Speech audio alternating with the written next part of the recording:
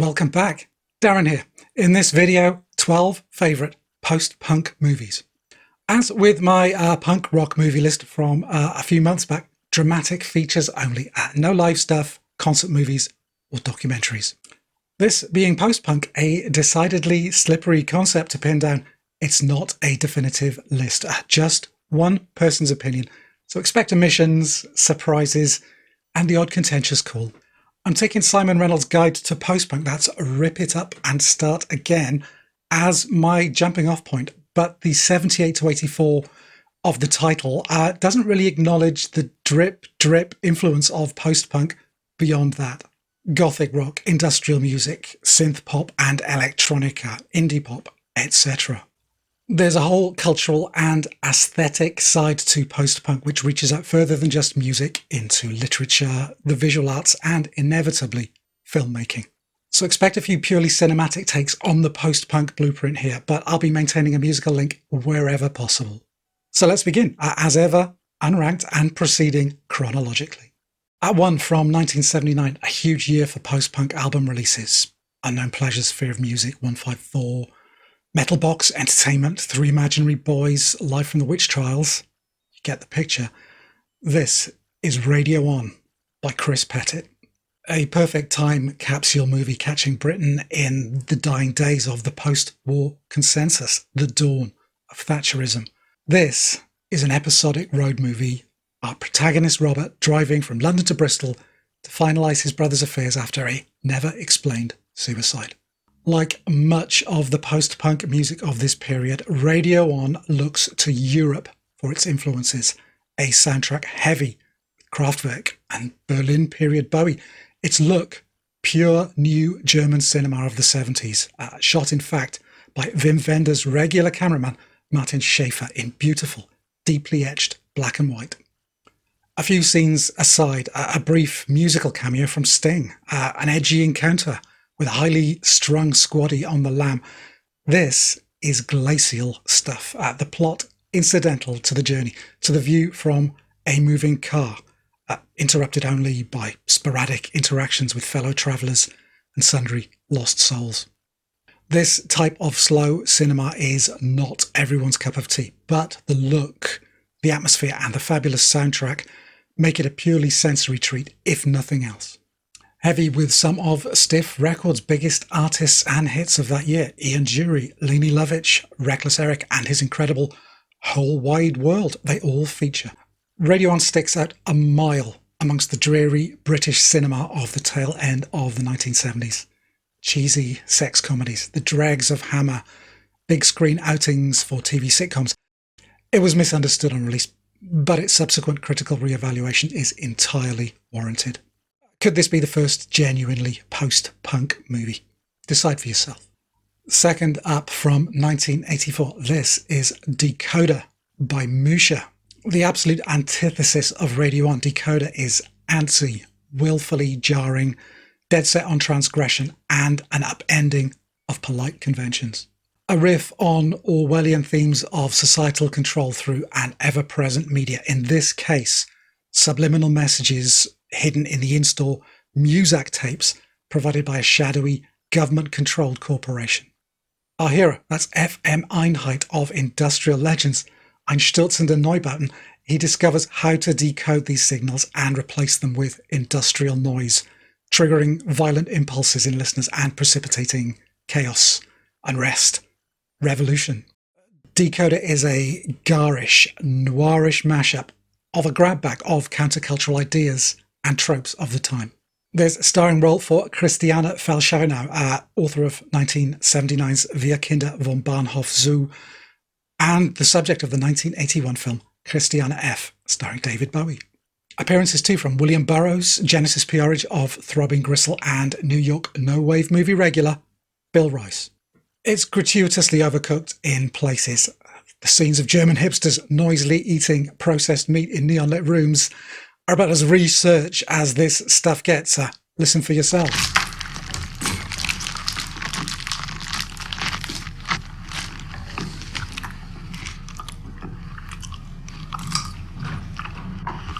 A warning though, There are early scenes featuring gruesome real-life autopsy and surgical footage, which arrive completely unannounced, so tread very carefully if you're easily upset. What else? Soundtrack contributions from Soft Cell, Neubauten, the Orridge himself, and that's Dakota. It looks great. It's certainly not boring, and as cult films like this go, it's quite a trip. Staying in Germany for number 3 on this list, from 1987, this is Wim Wenders' wonderful Wings of Desire. A fantastical tale of unseen angels walking amongst the people of the then still divided city of Berlin, musing on the passing of time, the impermanence of place, and what it means to be human. How do you read this one? Well, it could be the role of cinema as a means of preserving and contextualizing 20th century German history. Or is it a gentle call for German reunification? The concept of people and angels occupying the same city, yet being unable to communicate with one another, comes across very powerfully. My advice would be to just submit to its dreamlike atmosphere.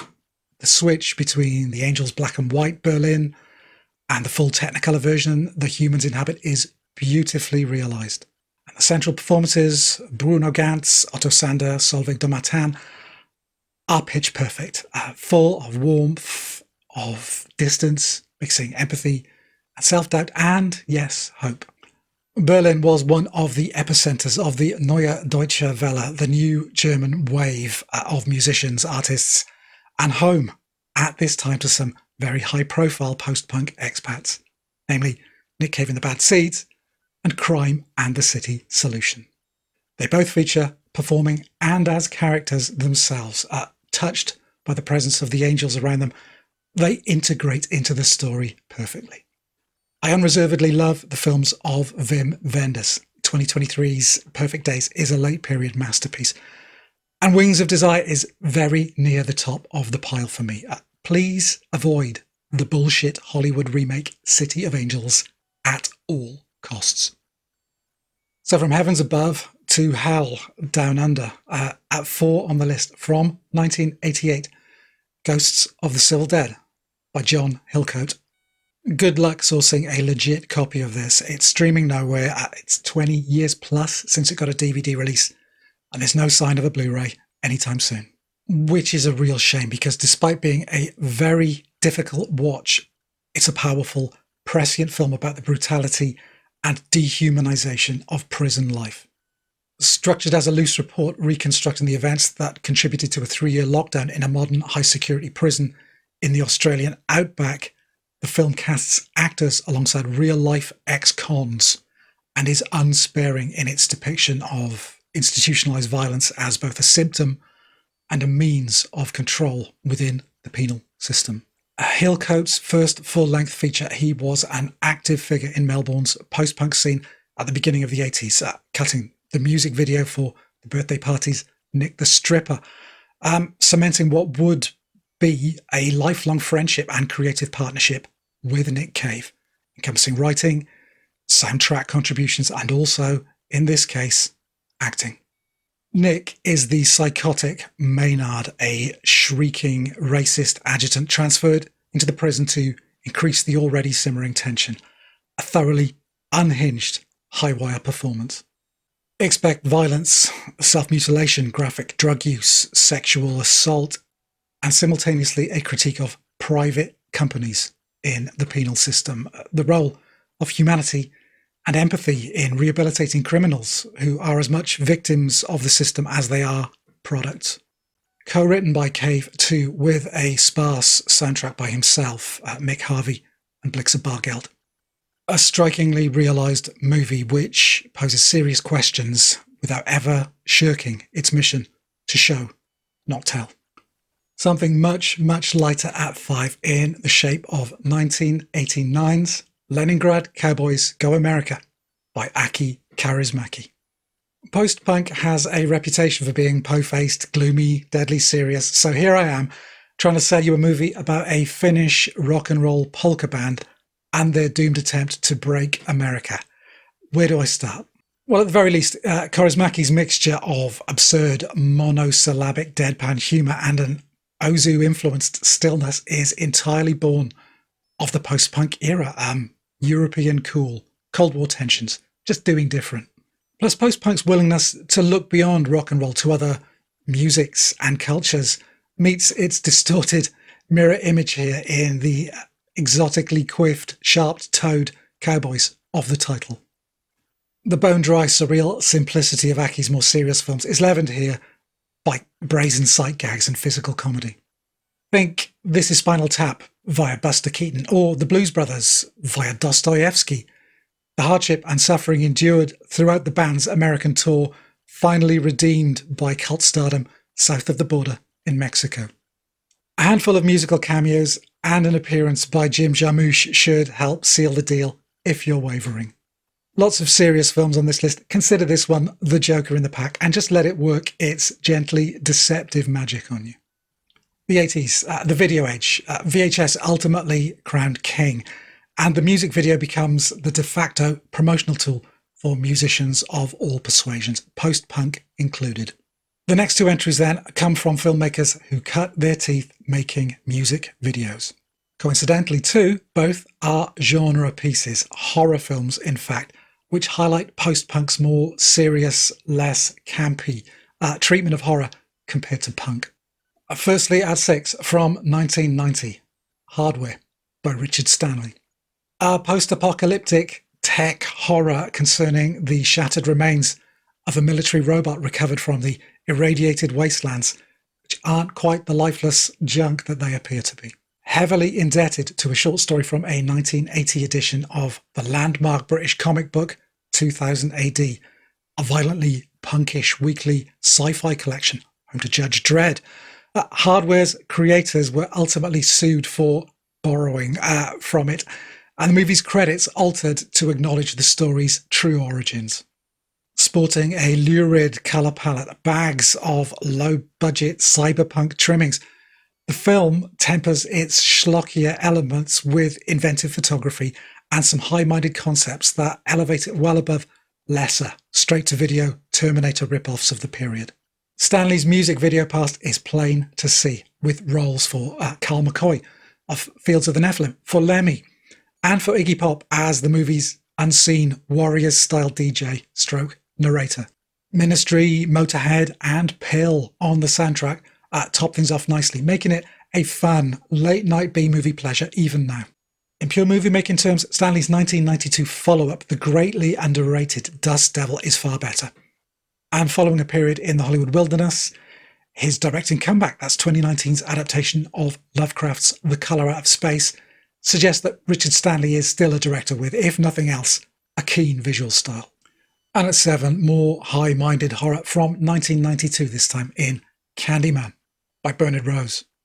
Bernard Rose's music video debut was UB40's global smash Red Red Wine, but he's probably best known for his Frankie promos, being behind the camera for the unfiltered, orgiastic Relax video and the lighter, carnivalesque Welcome to the Pleasure Dome.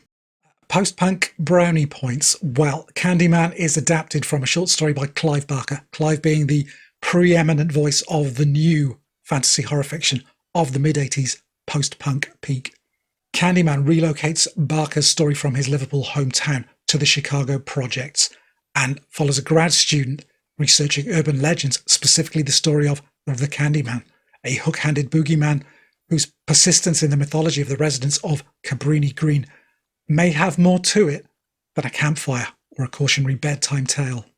Great direction, lean writing, a wonderfully shot daylight horror with a thrumming choral Philip Glass score that fits beautifully.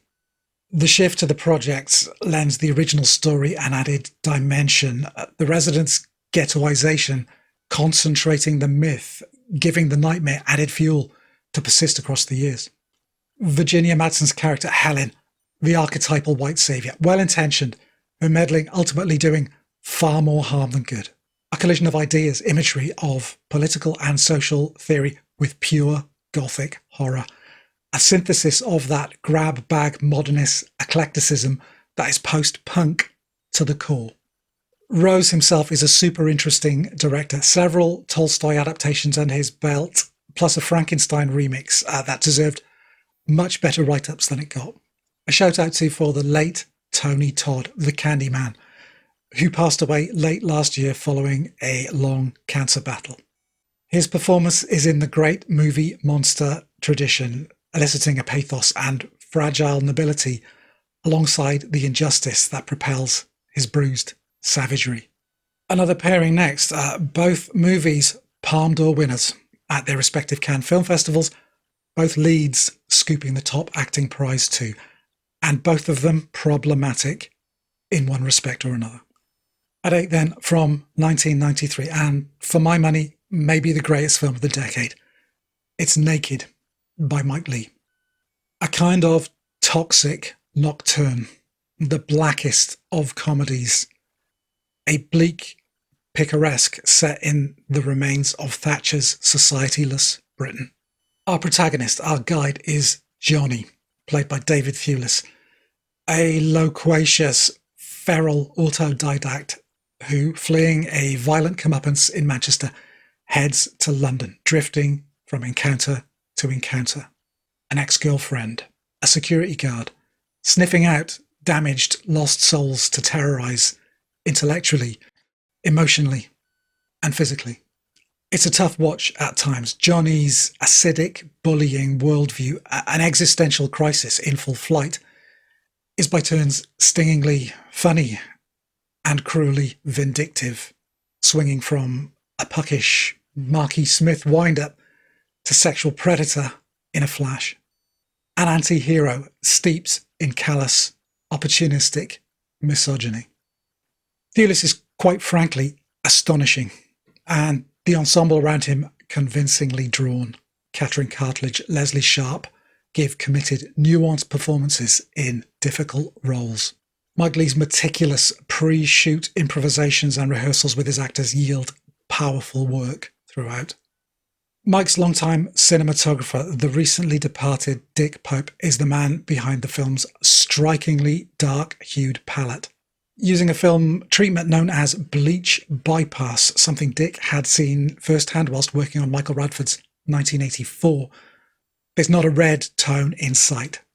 Dark, high contrast blacks, blues, greys, greens. In interviews, Dick actually called it his post-punk look.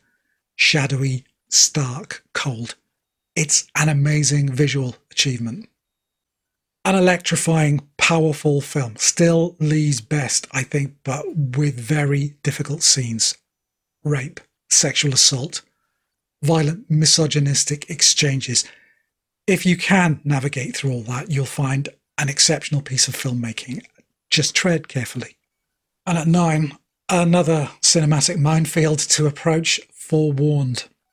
From the year 2000, I've chosen Dancer in the Dark by Lars von Trier. Here, the misogyny is allegedly off-screen, with the lead actress Björk levelling serious accusations of mistreatment and sexually inappropriate behaviour at von Trier. His difficult attitude towards actors has been long documented, many acknowledging the environment he creates on set. But coming from Björk, a non-actor essentially, these accusations, laid out in quite some detail, have serious weight to them. Von Trier is a provocateur, an engine of mischief, insult, and offence. Factor in the challenging nature of many of his movies, and you can appreciate how he's slipped off menu for many. Dancer in the Dark twists the Dogma 95 concept he developed with Thomas Vinterberg to allow for off-camera music to be used. Essential really for what is a musical melodrama shot entirely digitally and handheld. An homage to heightened 40s style musicals, Good and Evil cast in stone. Björk's character, Selma, a factory worker growing progressively blind. She's manipulated, mistreated, robbed, leading to a disastrous confrontation and her imprisonment for murder, sentenced to death.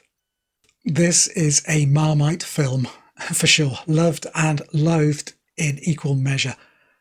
Painfully simplistic and crudely drawn, or a revival of pure melodrama as an impassioned statement on the futility and cruelty of capital punishment. Again, you will have to decide for yourself. Personally, I was an absolute mess by the time the credits rolled. Bjork's involvement, the soundtrack, the duet with Tom York on I've Seen It All are all enough, coupled with the visual daring and stylistic rigour, for me to consider this a post-punk movie. It makes my list, but for the naysayers, yeah, I get it. I just disagree. Safer ground at 10, I think. The first great cult movie of the 21st century, well, it holds up well for me. From 2001, it's Donnie Darko by Richard Kelly.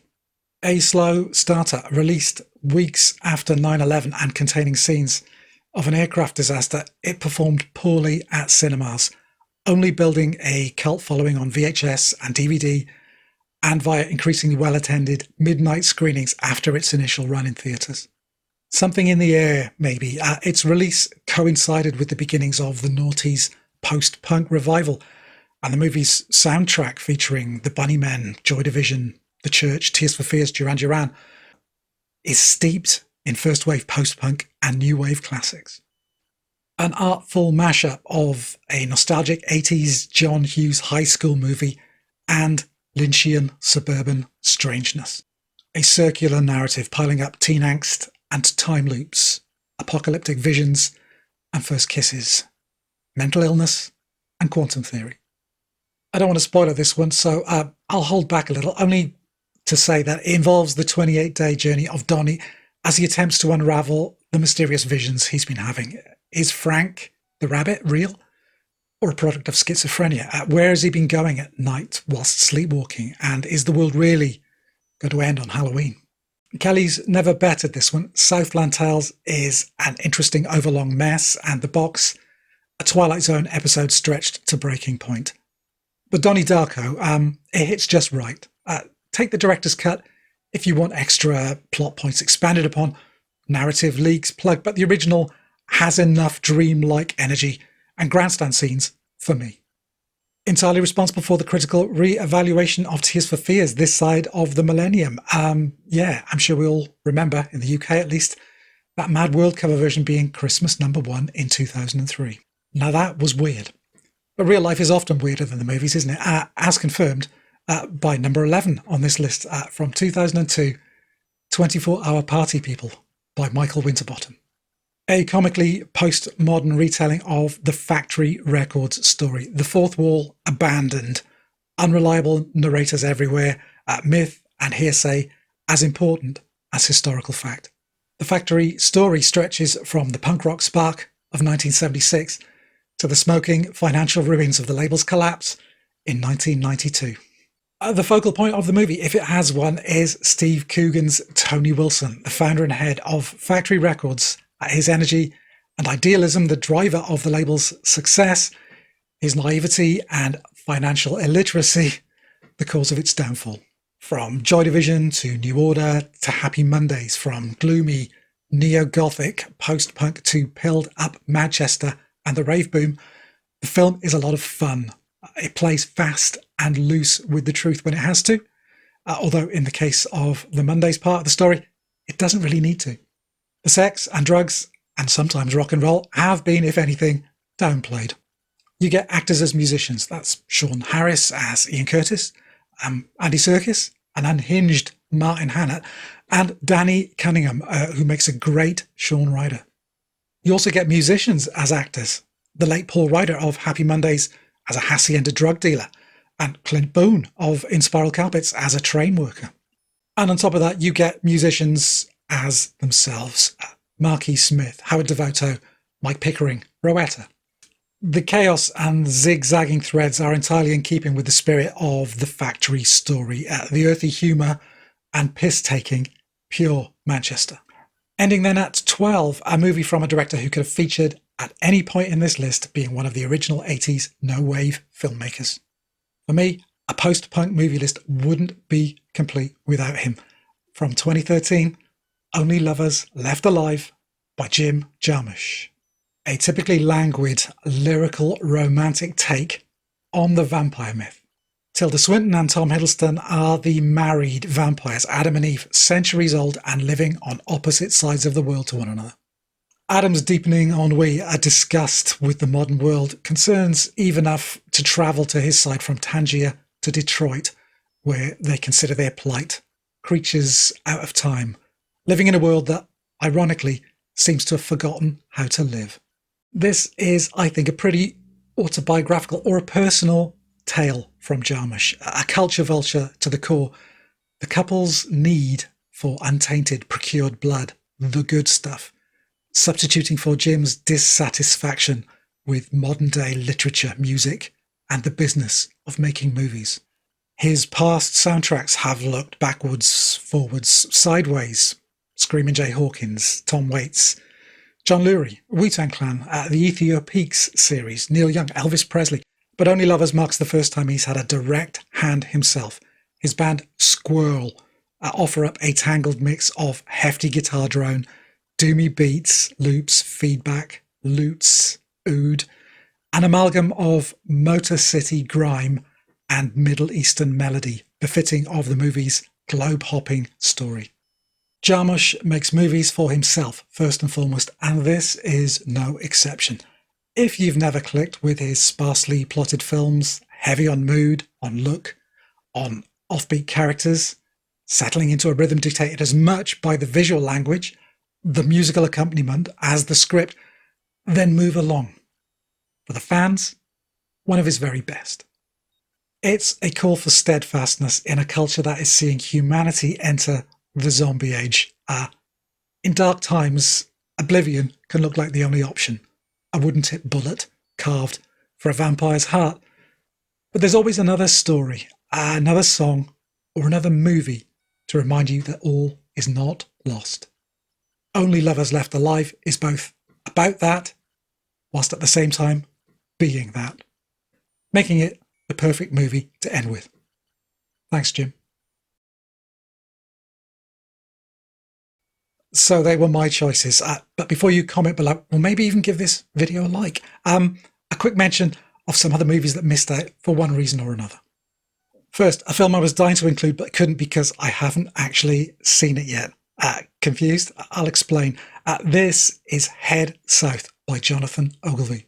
Released last year, that's 2024, it's picked up good reviews from critics who caught it at one of the several film festivals that hosted it, but as yet, it hasn't got a full release. A coming-of-age, teenage awakening movie set in Christchurch, New Zealand in 1979, just as the country's post-punk music scene was achieving global acclaim amongst musical hipsters. Think Flying Nun Records, The Clean, The Chills, The Gordons, Tall Dwarfs, etc., etc. Basically, a movie seemingly made for me. I'll drop a video about it just as soon as I get a chance to see it. Next, a film that might be considered post-punk, but might not. A hugely influential movie which is on everyone's radar all over again due to some recent, very sad news. Yeah, from 1977, David Lynch and Eraserhead. It's the cult head-scratcher of the late 70s midnight movie circuit, and the arrival of one of the great directing talents of the post-punk era, and so it goes apparently, his most personal film. It's a nightmarish vision of something. It's the questions it poses that are as important as the answers you seek. A striking look, absolutely incredible sound design. It's the loudest silent movie you'll ever see, and disturbing imagery throughout. I agonised over whether to include it or not, and in the end saying, hey, the Pixies covered the Lady in the Radiator song once, that just wasn't quite enough given the timing of the film's initial release. I mentioned Jarmusch and the no-wave movement back there. Stranger Than Paradise is his earliest great film of that period, but for another flavour, from 1982, try Scott and Beth B's Vortex, a grainy 16mm noir featuring Lydia Lunch, Anne Magnuson of Bongwater, and, you saw him in Dakota earlier in my list, Bill Rice. Difficult to track down. That's all I'll say is that a YouTube search might find you the full movie, if you get what I'm saying. Also, a movie in the spirit of no wave with strong musical links would be 1994's Half Cocked by Suki Hawley. A monochrome road movie stuffed with alt and indie rock talent. Rodan, Grifters, Crane, etc. It's well worth chasing down. Okay, some more horror stuff. Tony Scott's The Hunger from 1983 may be your preferred fix of the good stuff in vampire terms. Bowie, Bauhaus, but it feels a bit style over substance to me nowadays. Great visuals, a good looking movie, but not a lot of anything else. Another one that just failed my post-punk sniff test, even though I'm a huge fan, would be David Cronenberg's Videodrome, also from 1983. An amazing early cyberpunk classic and cementing David's body horror credentials after a string of grisly genre pieces throughout the 70s. A cold, cerebral, thought-provoking work and a memorable acting turn from Debbie Harry of Blondie. I might mention Cronenberg later, but first, an indulgence to tie in with last time's punk films list. It's not a world beater, but I'm a sucker for portmanteau anthology horror films, and outside of the VHS series, 2015's Southbound has plenty to recommend it. In this case, a meteor role, then his brief cameo in Dinner in America, David Yo of post-punk legends, Scratch Acid, and the Jesus Lizard. Yeah, that's it. It's a decent anthology. I liked it a lot more than some did. If you appreciate Mike Leigh's Naked, then you should also consider, from the same year, Bad Boy Bubby by Rolf de Heer. Another violent outsider on a journey of discovery, and another incredible central performance, this one from Nicholas Hope as Bubby, a mentally damaged man-child let loose on the world after a lifetime of incarceration. His brief stint as a band's crazed frontman is pure performative Aussie post-punk. Again, difficult scenes, a tough watch for cat lovers though, so be warned. Less challenging is Mike Leigh's 1997 movie Career Girls. Although not his best, it's a sweet-natured reminiscence of the titular girl's bedsit days at university, whose love of The Cure is reflected in the movie's soundtrack, comprising entirely of songs from the band's 80s pop period. No concert films allowed, so no Stop Making Sense, which I've dealt with at some length before. But Talking Heads David Byrne fans will probably get a lot out of David's directorial debut. That's 1985's True Stories. Deceptively slight, it's very Byrne circa his everyman phase, gently satirical, more of a light-hearted love letter to Middle America, if anything. David also gets a cameo in 2011's This Must Be the Place, as you might expect given the title. It is, however, Sean's show, that being Sean Penn, in a committed role as a rock star recluse sporting a serious Robert Smith look. I kind of liked it, but boy, does it not know what it wants to be.